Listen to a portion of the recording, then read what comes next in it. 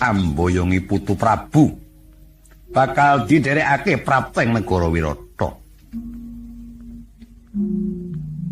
Ngibarati wong ganten durung abang yen kecoh durung asat kedara tasih meneng kang lagi padha rasan putu Prabu temahan Prapta.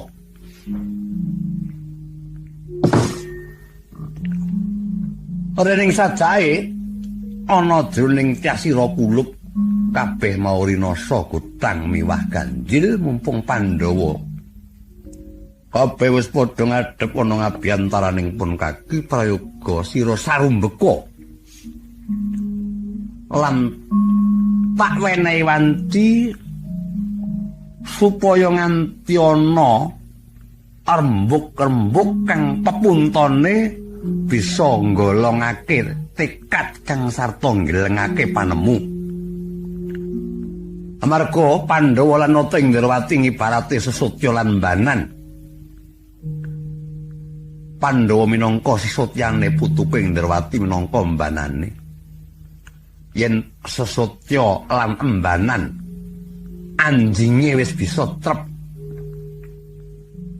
kang mangkono mujudake saloka gumlar panunggaling kawulolan Gusti.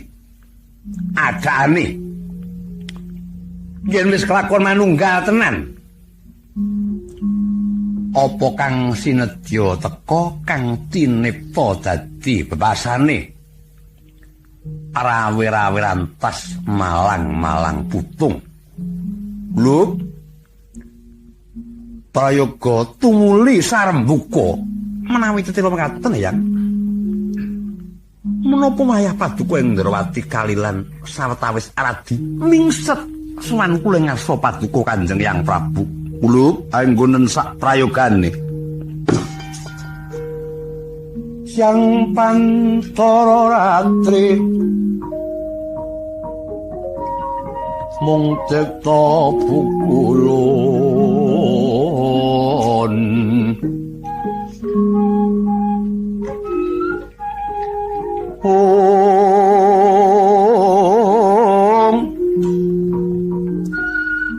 panono liyan kaeksit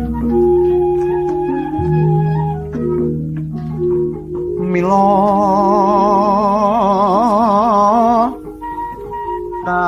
atur